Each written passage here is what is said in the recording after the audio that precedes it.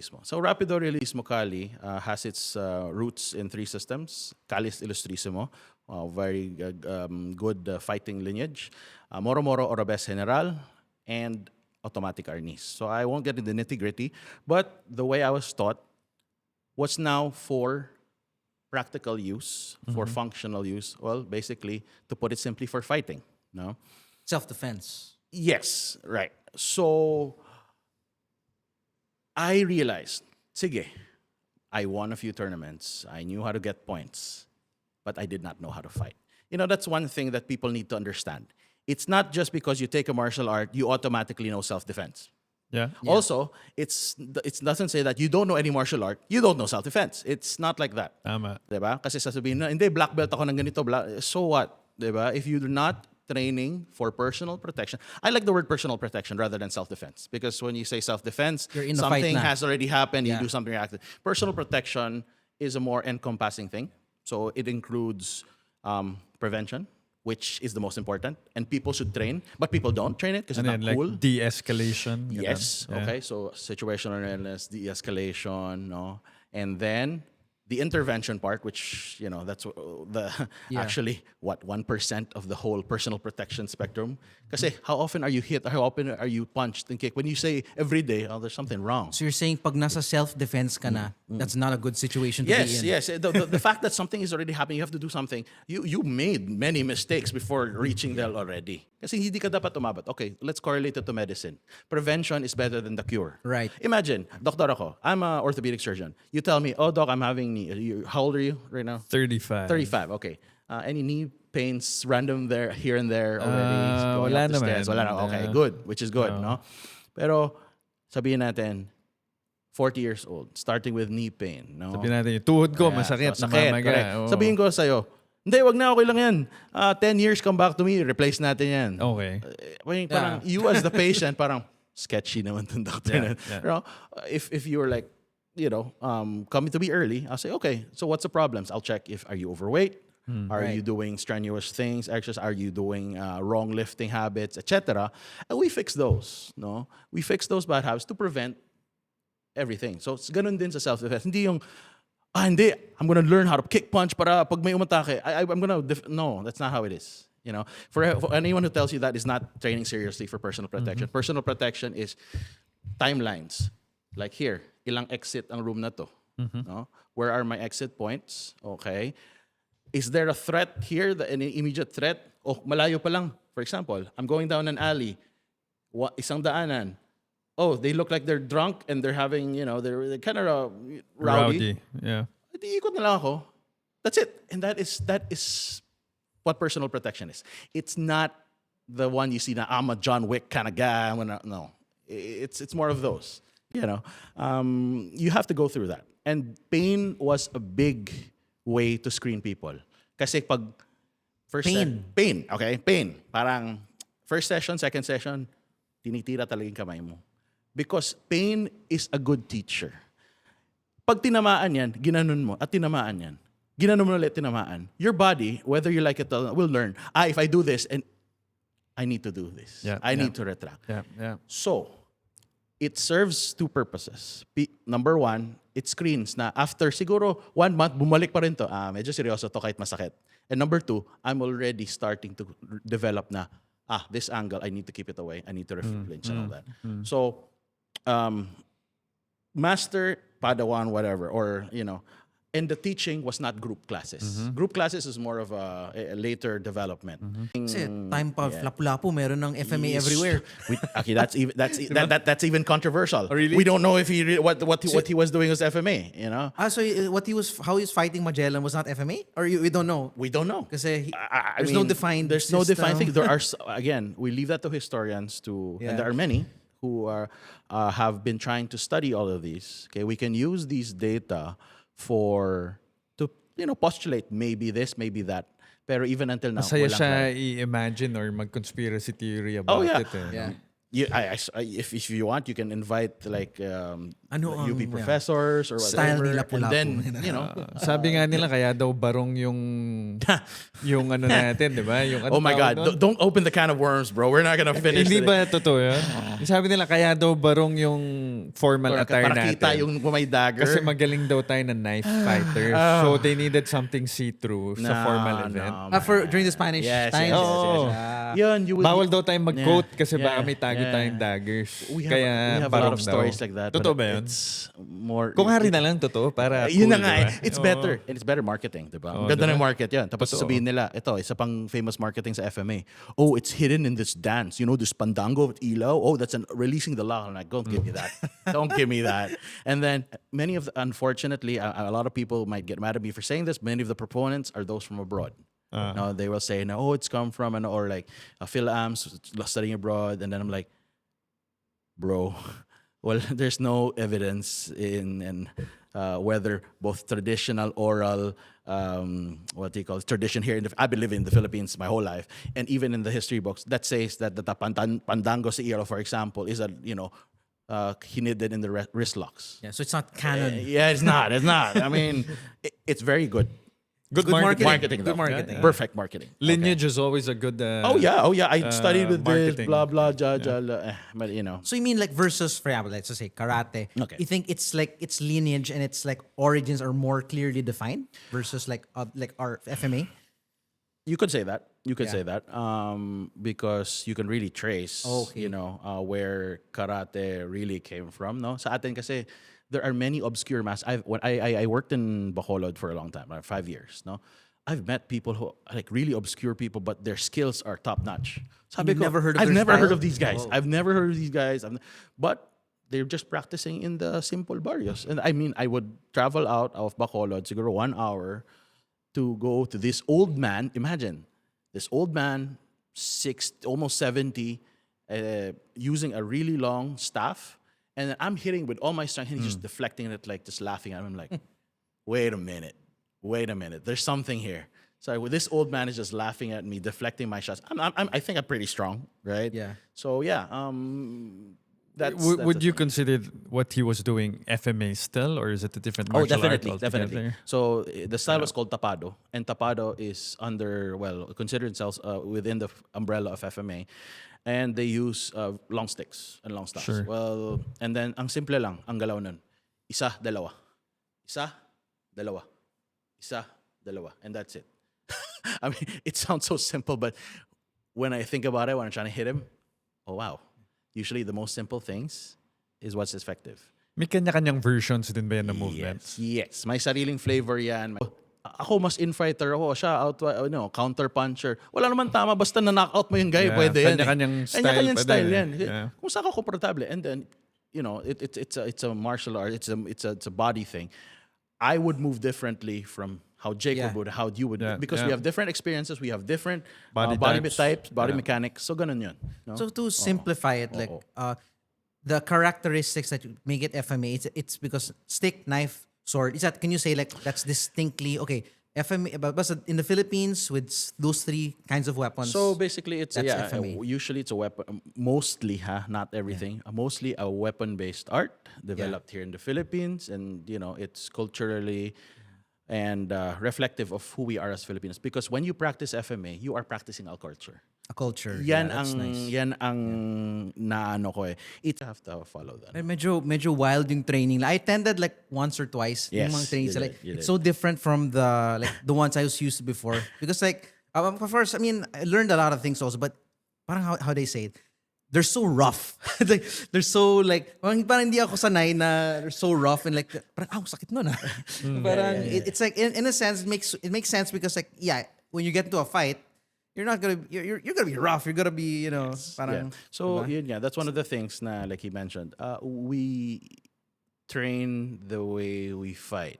So Train the way you fight, Yes, yeah. diba? So that said, kung ako bibigyan kita ng saksak, kahit mabagal, alam mong tatama sa'yo yan. So your body has the correct stimulus, so you can react appropriately. Pwede ba manuntok sa FMA? Oh, Oh yeah. Kuwari, punta ka doon, sila may stick. Tapos, kunwari, sikuhin mo, or Muay Thai, or Disarm mo. Sipa, or Disarm mo, diba? Get the stick. wrestling, pwede ba yun? Anything and everything goes. Ako FMA is fighting, in its core, no? Or at least I can speak for the system. I doing everything and everything. In one training session, the first time my instructor bit me. Like, because I'm a big guy. I can just hold him. He was trying everything. Hindi ako bumibitaw. Puta, kinagat ako. I'm like, what the I'm like, syempre bitaw na ako. I'm like, okay, sige. Sino to si Gurugani. Yeah. Kasi, I could, sabi niya, laki mo di kinagat pa kita. Or, alam mo dito sa mga away kalye, spitting is a big thing.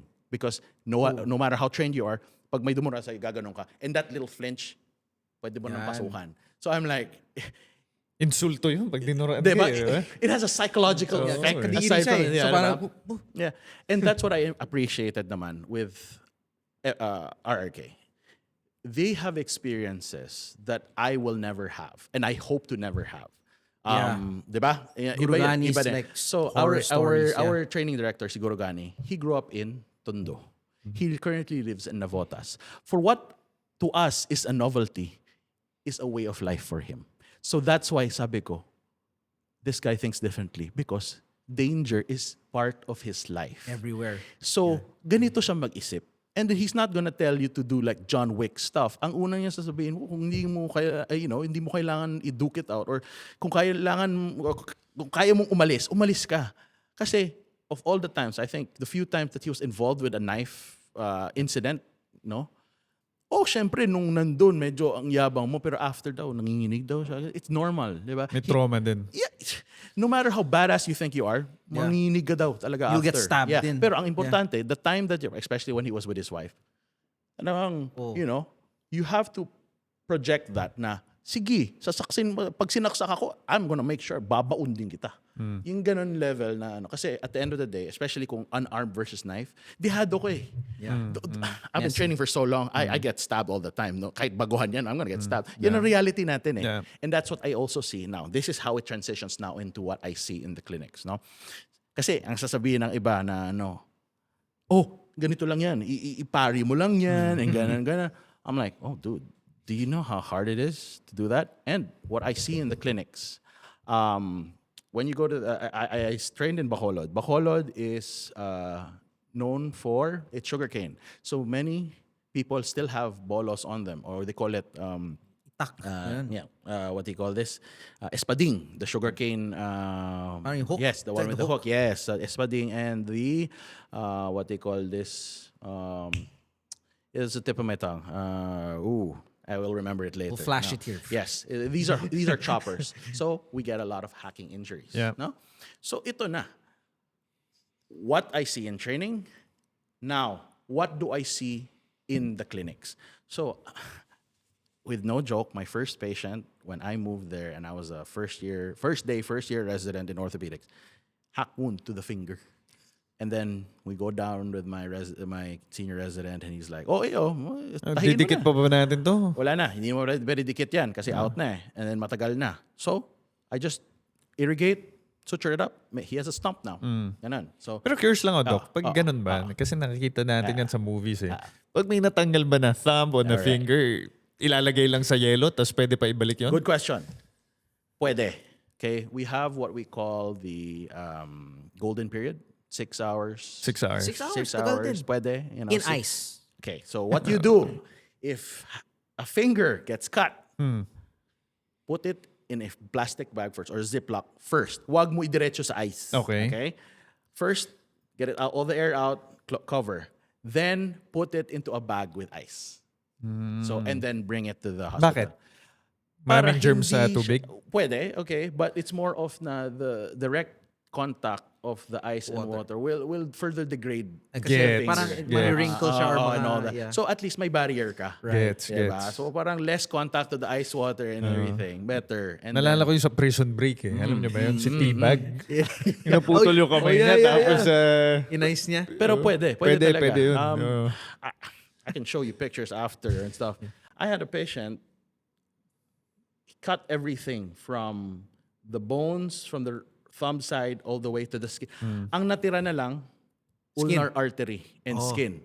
So you have two blood supplies sa kamay. So your radial artery and your ulnar artery. The ulnar artery is the main supply. But everything else was cut. Tendons, extensor tendons, flexor tendons, bones, lahat. And then, it's basically skin na lang plus that artery. And then I told my boss, oh, can we prepare for amputation na? And he looked at the picture and sabi niyo, parang buhay pa. And I'm like, yep, can't argue with that. Medyo buhay pa nga. 8 hours later, after pinning and repair and everything, well, the guy can move. Well, Wow. he could close his. Post-op, I have the video. Wow. But it's not like 100%. Definitely grip, not. But it still moves. It still moves because number one, I just did the bare minimum because Yeah. we did not have microvascular surgeons. We did not Facilities, yeah. have the hand surgeon. We didn't have the microscopes to really anastomose everything.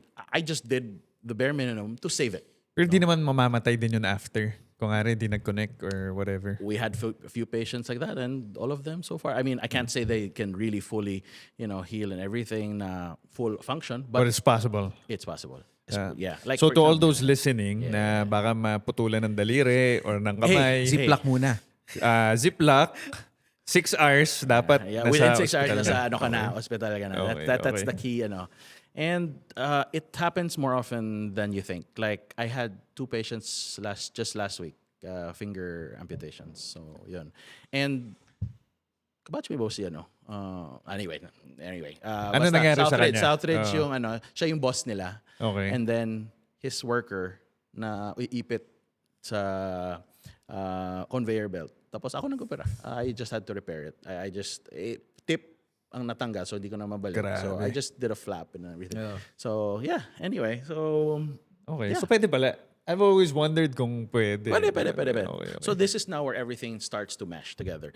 My medical practice to kasi syempre sasabihin nila, sabi kasi ni master gawin mo to. So now, based on my knowledge of anatomy, physiology, and then yun nga, the actual things that happen in the ER, in the OR, how do we then now mesh reality to what we train? And training should always be data-driven. Data-driven training is definitely the way we should be doing things now because may rason. Your confidence, this is one of my favorite lines that I learned from my father. Your confidence does not come from blind confidence. Your confidence in surgery and doing what you need to do comes from your knowledge of the basics, your anatomy, your physiology, your principles on wound care and wound healing, and your fracture care. Even if you've never seen that type of fracture before, basta you stick to your knowledge of anatomy, physiology, your planes of entry, and all that, you'll be fine. Kasi may rason ka. You have a rationale. Diba? Very much the same as what you shared about martial arts, no? Correct. You don't necessarily have to have a fixated solution or counter-attack to a certain Yes. attack. Correct. It's all back to Correct. basics. Correct. Kasi at the end of the day, everything is always different. So again, same thing, martial arts patients. I may have a fracture in the forearm, but each patient is different. I will approach it in a little bit different way because the fracture lines are not the same. The person's bone stock is not the same. So that's what's nice also in third surgery. Your patients are never the same. Yeah, you're doing the same procedure in a way, pero Some of harder bones, softer bones. yes. So talagang it's very interesting in that sense na hindi ka mabobore in a sense. Since I asked you about how would you rank it in terms of actual use, nagamit mo na ba yung FMA training Yeah, I mean, like mo? no one really hopes to use Okay, it, in real life. exactly, But have you ever exactly. fought anyone with it? I've never fought anyone, but I have disarmed a patient. Okay, so basically, Disarmed the patient. it was story was I was going to the hospital ng 10 p.m. just to get my coat kasi we were gonna have a conference the next 2 days. I had to wash it. And then the nurses were, there's a commotion. They're saying, Doc, may nagwawala sa ER, ganyan. I'm like, oh, talaga? Ano meron? So this patient was a schizophrenic patient, not on medication, was brought in with the police because he was creating trouble in the barangay. Okay, I'm like, oh, cool, stuff. Police, ganyan. Sige, baba ako, manonood ako, baka may makita akong mga tactical SWAT stuff, I don't know. So I go there. This patient, apparently, ang story was, nagwawala nga sa barangay niya. So the patient was brought in handcuffs. The patient was a big guy. He was a mechanic, so he had very big forearms, strong guy. Yep. Protocol, when you go to the hospital, you are shifted to cloth restraints. Okay? Para hindi masaktan yung patient. Ano yung straight jacket? No, Parang no, no, ganun? no. It's just basically cloth which you tie to the bed. Okay. Yeah, yeah. So he's on the bed. Yeah, he's on No, the bed na. He's on the Okay. bed. For one reason or the other, hindi siguro nakapkapan ng police or hindi napansin. The guy had 2 screwdrivers on him and 1 small blade. So he cut his restraints with a blade, got the screwdriver, and his brother, stinab niya sa ulo. Buti na lang, it's the screwdriver. So dumaples. So Yung kapatid niya? Yung kapatid niya. Stabbed Yeah, yung brother niya, stinab niya sa ulo. Buti dumaples. So may sugat lang dito. Broke the fluorescent lights, broke the window. And then, so nagpanic na yung mga tao. They locked him in the treatment room. So, syempre, nagwawala na eh. Syempre, the guy has a sickness, no? So, that was at 9 p.m. So, I went there, mga 10 na. Yeah, diba? yeah. So, when I was there, nandun pa yung police. So, the police were there talking to the sister. Tapos narinig ko yung police, ma'am, kung di namin siya makontrol, baka kailangan naman namin siyang barilin. I'm like, grabe naman to. Ba't ganyan yung usapan? Okay? And then, so kala ko, they were Sa Bacolod doon, no? Bacolod. So, tapos biglang kala ko, ikikick nila yung door or whatever. You know, the stuff in the movie. Was it like SWAT or just Yeah. police? No, this is regular police cops. guys. Yeah, regular. Guess what? They disappeared. Huh? They left. Iniwan na sa ER. Hindi man lang nagpaalam sa ER staff na aalis sila. Halo So parang kayo dyan. touch move. Bakit sa daw? Wala. They don't want to deal with that crap anymore. Okay. Parang, nasa inyo na. Your problem. Okay. Ganon. So ngayon na, nagpapanik na yung head nurse, yung sa admin, and then yung ER na doctor, head, and the head security. So they didn't know what to do. And then I asked kasi the admin, anong sabi nila? Tinawagan na daw yung admin. Ano sabi? Restrain nyo daw. How? Sabi ko, is there any protocol? Sabi niya, walang protocol eh. Tapos, tinanong ko yung EMED kasi friend ko siya. Ano ba protocol niyo dito? Hindi nga namin sure eh. Kung ano naman. And then the chief of security, who supposedly that's your job, sabi ko, Chief, ano bang protocol natin dito? Actually, di ako sure, sir eh. What? So everyone is just there trying to figure out what's happening. And then, sabi ng chief of security, dumugin na lang natin. Tapos, parang... Puyugin nyo na lang. Puyugin na lang. Tapos sabi ko, teka. So how was? He was in a room. The room was locked. The room was locked. So ito yung door. Tapos treatment room with a stretcher, ganyan. And one small window. So basically, ang sabi nila, kuyugin na lang. Pero sabi ko, teka. May hawak yan ng kutsilyo tsaka dalawang screwdriver. Kung kayo masaksakan, may problema pa natin yun. Di naman natin pwedeng kuyugin lang. Di ba? So, okay. So, a few more. That's 10. Sasabihin natin, 10:45 na. Wala pa rin nangyayari. And Hindi then, siya nag-chill. Nagwawala pa din siya. for that time, parang wala naman narinig. Ano sabi nila? Sige, ganun na lang ang plano. Kuyugin natin. Tapos they were getting an agreement. And then, ito naman, yung friend kong EMED, tsaka yung admin na head nurse, tinignan ako, ikaw, Doc, anong gagawin mo? Ako? Manunod lang ako ng gagawin nyo eh. Pero sabi ko, but since, there's no plan, if in 10 minutes there's no plan, I think I can suggest and then we'll see how it goes. So, yeah. Obviously, pumunta na With sa akin. great power comes great responsibility. So, ayan na. Biglang ako na yung tinatanong, anong gagawin natin? Sige, number 1, ano ang status ng pasyente? Tinignan nyo ba in the last 9 o'clock nangyari? 10:45 na. Tingnan sila. Hindi pa daw. Sige, tignan natin. So, umiikot kami.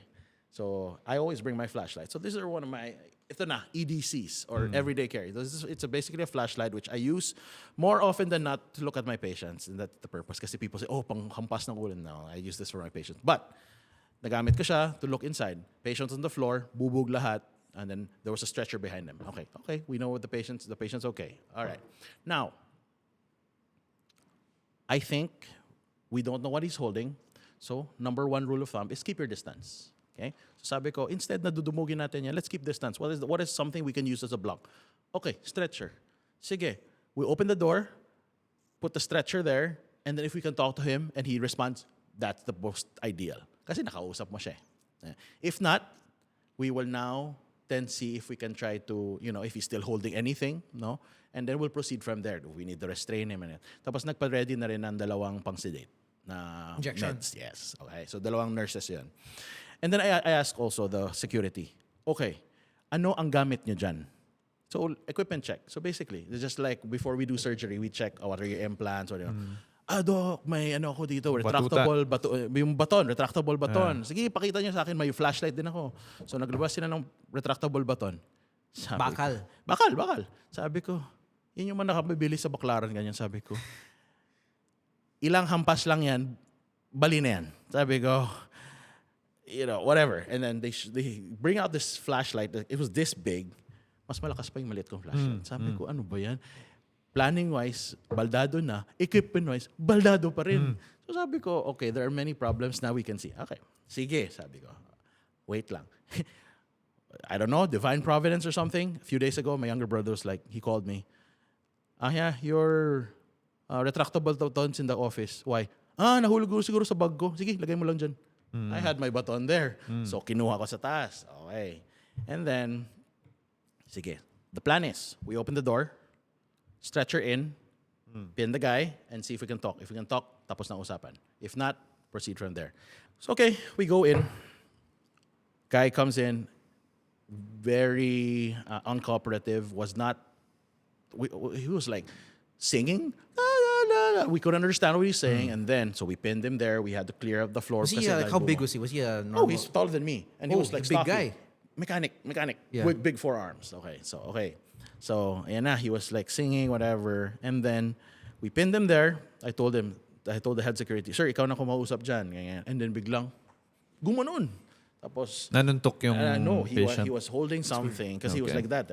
So he was holding and then started wildly waving. Okay, and the thing is, it's easier to deal with a person with the intent to stab you than a person just wildly waving. Kasi pag may intent, alam mong papunta sa ito. May direction. Sobrang random. Sabi ko, so in my head na, hindi na to parang training na may kasi sobrang random na eh.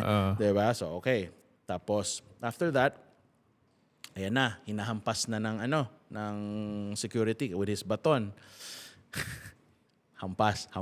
Siguro sa mga pang third or fourth hampas niya, I saw the tip fly.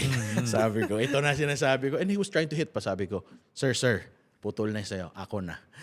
So, nag-switch na ako. So, hinahampas ko yung arm just to let him go. Of what he was holding was a screwdriver. Buti na lang. You should have seen the stretcher in front. Puro butas. Sa He's mga stabbing it. No, he was stabbing it. Tapos, I hit him, I think a good 10 times in his hand. He wouldn't let go. Number 1, malakas siya. Number 2, don't underestimate the pain tolerance of people. Pati adrenaline eh. Yes, So, hindi mo na mararamdaman yun Hindi eh. na niya nararamdaman. Sabi ko, siguro naman malakas ang hampas ko. Also, on the other side, you were saying now, how do I balance? How do I balance yung hurting people? Kasi alam ko, pasyente yan eh. So I wanted to hit as hard as possible for him to let go, but also iniisip ko, sana hindi mabali yung mga bones niya dyan. Ako din mag-opera niyan. Kasi ako yung hand rotator nun eh. So, yun. That's a dilemma I was having. Sabi ko, I just want to hit him, but just enough. Ayoko mabali. But, well, ayaw niya bumitaw. And then, he started stabbing himself. So, when he was doing that, wala na, sabi ko, I need to grab it na. So, instead of hitting him, grab ko na. Pag grab sa kanya, in my brain was like, oh my God. When the moment I put my hands on him, parang, nagmura ako sa utak ko. Pero, you know why? His hand was so slippery because of the sweat. It wasn't like the clean grab. Yeah. Pag binitawan ko yan, mag-fling yan. So, I held on with my dear life and I told the head security, Chief, kunin mo na yung screwdriver. Tapos sabi niya, okay, he tried to do it. Dok, hindi ko kaya kasi malakas. Sabi ko, bakit hindi mo kaya? Ikaw maghawak niyan. So, hinawakan niya. I did it and true enough, ang hirap. So what I did, basic anatomy, unahin mo yung thumb. Yeah. The thumb is what keeps everything locked. Yeah. So inuna ko to. It took me like 5-10 seconds to disarm the guy. None of that nice, quick disarm. Just anatomy. Knowledge of the Yeah. anatomy. So actually that's what we do for spastic patients. Na iunahin mo yung thumb para magsumunod yung rest. So there you go. So sinunod ko lang din and then okay. Then finally, and after that, nung hinawa ka na, 2 injection, finally sedated. And then tinuruan ko pa paano i-control, sabi ko, ito na naman, this is a reflection of how people just compliance lang without the actual training. Yeah, Na parang, yeah. oh, sige, nag-ano tayo. But I'm like, well. So, ayun. And then debrief, ganyan. How is his hand? Like, there were any Pati when he stabbed himself. So, buti na yeah. lang, ano lang, Superficial. mga superficial Sa fats lang, Yeah, ganun. yeah, parang ganun. Kasi hindi ko na pinatagal, kinuha ko na. Yeah. Kasi wala na eh. And then, so then, I realized na parang, okay, what you train will never be the same. Just Yeah. like surgery, Yeah. diba? You just fall back onto your base training, your principles, and that's how you do it. And then if you train it enough, it become. I didn't even think about doing the thumb thing, but ginawa ko na kasi. Yeah, Yun na yeah. eh, diba? And then after that, I went home. Siguro I got home mga 2 a.m. At that whole time, I was very focused. I wasn't scared. But when I got home to my place, boom. Parang feeling ko nag-shut down everything. Parang ayun na. The adrenaline dump and everything na parang, Sure. oh my God. Sabi ko, totoo pala yan. I felt so tired. I felt na parang, oh shoot, if I made a mistake, I could have gotten it. Yun Stabbed. doon na Got pumasok stabbed. lahat. Na parang, Yeah, yeah. oh my God. So, yun na. And I thought I would never use it, much less in the hospital. Yeah, Diba? the one place where you're the supposed one to be place. helping people. Correct. Diba? Healing people. Yeah, so ayun, okay naman. So yun, that hopefully is my last experience of using FMA skills. Pero, diba? But were you able to like think properly? Like, I mean, like, did you like when you were making your game plan? Were these like your FMA lessons kind of like revolving in your like- head, or was it all just like intuition and It was more like, just like when I go into surgery. Na since inaral ko naman yan and everything, I know na ito na dapat yung gawin mo. Hindi yung dahil ito sabi ng book, hindi na ganun eh. Parang, this is my objective, these are the steps I Yeah. need to make sure. Yun na, nag-flow na. Yeah. And then, I guess since I suppose I'm sanay ako sa stressful situation because surgery is always stressful. Yeah. I was able to just think everything. So, okay, calm down. This is what we need to do, and then after na lang yung processing mo na. Yeah, Parang yeah. ano. So I guess in a way. Looking back, would you have done the same thing or Looking back, I think I would have. ano yung dapat tingin mong ginawa mo? I should have acted earlier. Kumbaga, siyempre first time ko, diba? No. Oo. I mean, you should have intervened earlier. I should have intervened early, and there could have things that we could have done more efficiently. Kasi syempre, diba? Hindsight is always 2020, 2020, diba? diba? Sabi. Which is that's why personal experience and all that is always very good. You Yeah, always makes you wiser. Yeah, correct. So yeah, I would have been more efficient and I would just probably hit the guy less. Because parang alam mo na hindi na bibitaw naman eh, diba? So yun lang. Pero other than that, the general plan was I think I would just do it similar, the same. Yeah. Pero I think going back to what you said earlier, no, it talagang it doesn't always go as planned. Iba talaga in real life versus what you practice Tsaka for. hindi siya cinematic. Yeah. It doesn't look fancy. Hindi siya as dramatic or cinematic. Yeah. no? Parang, Yeah. you just need to do what you gotta do and yeah. Well, I think the fact that you had the presence of mind to keep the stretcher in between you two, diba? That's also self-defense in itself. Yeah. Diba? Protecting yourself, having something in between as a shield.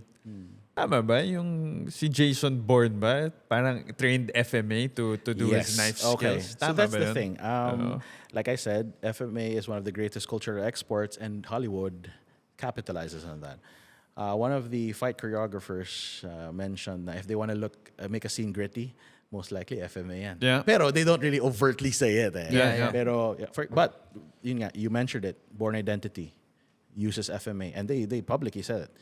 Book of Eli, Denzel Yeah. Washington. Yeah. Yeah, with this. Hunted. Yeah. Hunted is like That was the clear, one, yeah. super Ano clear yung Hunted? FMA. Ano yung Hunted? What's his name? Benicio del Toro? Yeah, Benicio Benicio del del Toro. Oo. So it's basically he was a parang special forces guy, and then by scene doon he was Yeah. teaching, actually Sayok template 3 of 9 ata yan eh. And then it was clear na okay, cut yan. So yeah, FMA is really used a lot in Hollywood, and it's pretty famous. And Using different weapons also. Like you said, Jason Bourne, yung magazine Yeah, yata magazine, yun, di ba? yeah. lapis. Yep. Di ba may lapis? Yep. Ballpen yata. Yep. So that's Oh, clearly tama, FMA. tama. No. Yeah. And then so So big it's siya. respected talaga Oh, in, yeah. even in Hollywood. Like it's considered. And then yun Yeah. na nga, like I was saying, FMA schools are bigger abroad. Yeah. organizations are bigger abroad rather than here in the Philippines. No? Why do you think that's so? Number one, they have the time and financial capacity to do so. The people who brought or who run these organizations, they're sanay sila sa organization, sanay sila sa, building and all that. And they know the financials. They also, a lot of them know also the socials actually. Dito sa Pilipinas, many of the grandmasters, wala naman ano eh. It means about the business side the of bus- things. yes, The marketing the side. marketing side of things. And then, yun. And then yun nga, the market of FMA in the Philippines, or how it started, which is normal people. These are not like the people who can, pay ganito. Yeah. It was a family system. So talagang Sure. family, So only now that actually, compared to 10, 15 years ago, that started slowly FMA schools are starting to improve, no?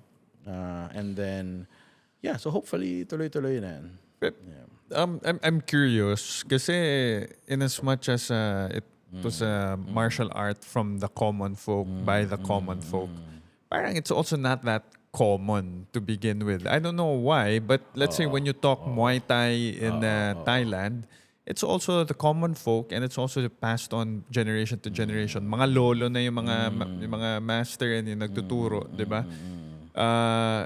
Diba? It's the same way how boxing is a blue collar sport here, high penetration across the masses, right? BJJ is a different story, diba? Yeah, It started with the people in Alabang, diba? And kaya ngayon lang din siya nag-grow. Pero FMA, from what I'm hearing, parang common folk by yung mga nagtuturo from and by the common folk. So why do you think it wasn't maybe as widespread, let's say as a Muay Thai or a boxing? Because it was never commercialized. Number one. It was Okay. never a commercial thing. Yun nga. That's true. Turo ko lang sa'yo kasi pamilya tayo. And You very need to know. informal. Na parang And nasa, very informal. nasa luneta lang for Oo. free. Just Yeah. join us if you want. And then Ganun.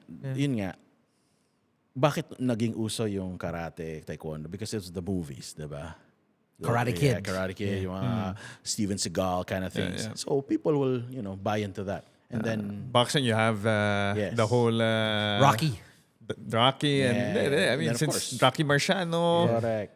since the 1920s, 1910s, medyo malaki na siya. Correct. eh. And then yun Olympics. nga, naging business ng, it became lucrative because nga, kinommercialize, tapos, Yeah.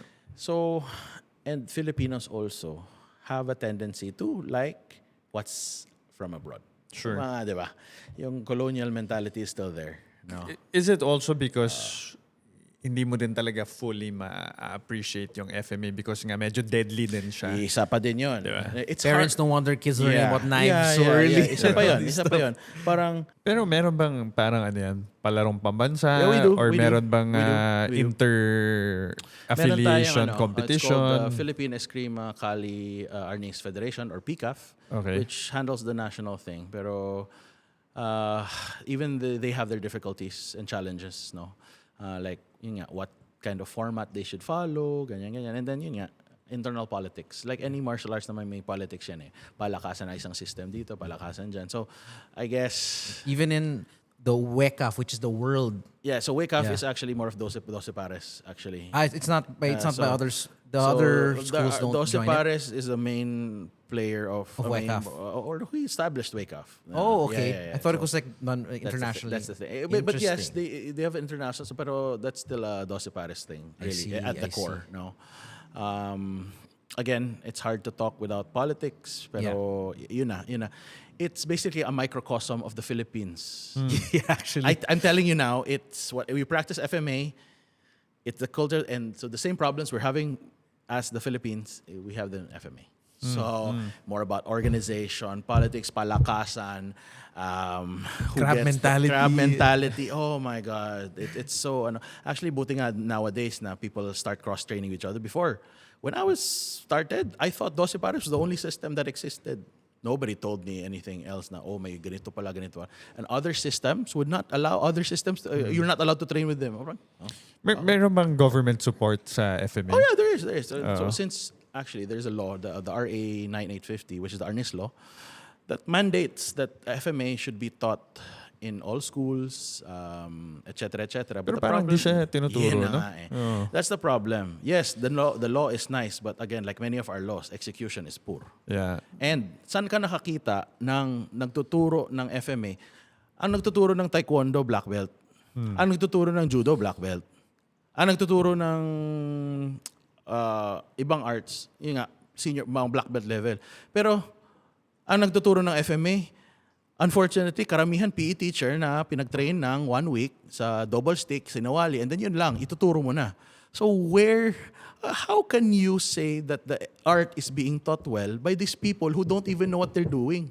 Diba? Tapos magsasabi, hindi, ganito. I mean, unfortunately kasi many of the good teachers don't have the degree to be a PE teacher. So syempre, let's work with what we have. Kunin na natin yung PE teacher and then bigyan natin ng 1 week, 2 week training na hindi naman and then kaya the passion is not passed on and it becomes also a laughing stock, unfortunately.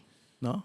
I think naman better than nothing. I think to begin with, diba? At least from a cultural perspective, and you're aware na may ganito pala. Yes. Pero yun na nga, aware ka ng maganito, baduy naman. Pero sana it's taken to a different level where you appreciate the Dapat full art. Yung marunong talaga. Correct, diba? correct. Pero yun na nga, that goes to the point.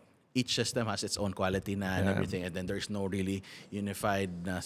But that's it's a really a medyo complicated problem. Tsaka But hindi naman lahat ng Yeah. inaaral mo sa PE gusto mong gawin di ba? Parang yung iba, nagbabasketball, wala namang balak talaga matuto. Yeah. So, True. Yeah. So many things. Pero marami pang kailangan. marami pa tayong gagawin. But I think we're all moving in the right direction. And I think the younger generations have a better, kasi the older generations, minsan yung iba very hard-headed na yan. It's up to us, the younger generations, to really push FMA where it should go. How we train, how we improve our skills. Because at the end of the day, we just want to protect ourselves, Yeah. our family, and eventually our whole country.